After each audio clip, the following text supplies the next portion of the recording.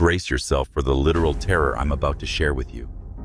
I don't even know if this is the right place to tell this story, but I have this overwhelming urge to put it out there. I've told my family, my neighbors, my friends, hell, even some random news outlets, but it never feels like enough. I feel a strange obligation to warn as many people as possible about what's been happening to me. So here goes. It's November 2019 as I'm writing this, but my story stretches back over 7 years. I can't recall the exact year, but let's say 2012, maybe 2013. Back then, I was in my mid-20s with a stable job and a girlfriend, Emily, who is now my fiancée. I never went to college, so I had been in the workforce for a while. My life wasn't changing much, so there was no reason for me to move far from home.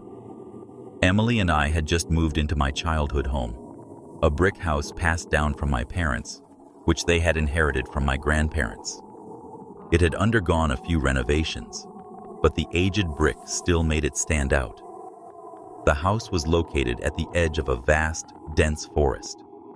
Our property was the last on the street, meaning we bordered the woods on 2 sides. As a kid, my brothers and I had spent countless hours exploring them, yet we never seemed to reach their end.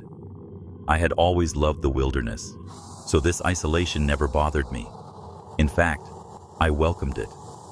But then, things started happening. It was winter, snow covered the ground, and I was looking forward to my usual Sunday morning routine, grabbing a coffee from the local shop. As I stepped outside, something in the driveway caught my eye.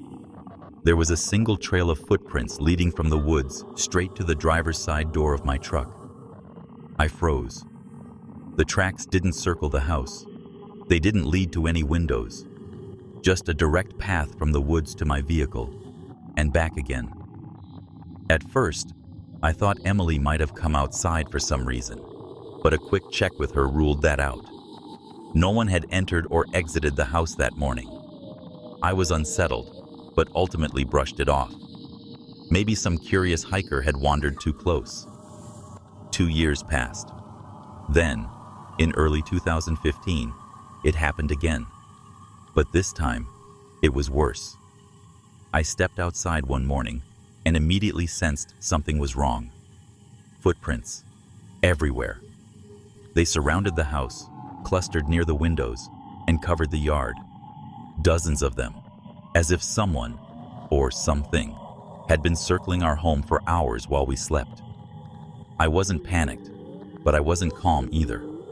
I had to get to work, so I didn't have time to examine them closely. I quickly checked the yard, making sure no one was lurking around, then texted Emily to warn her before driving off. But the real horror started when I returned home.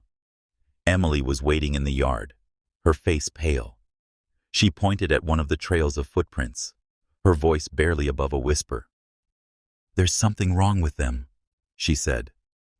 I looked closer, and then it hit me.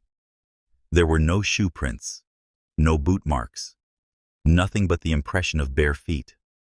Someone had been walking around our house all night, barefoot, in the freezing snow. A shiver ran down my spine.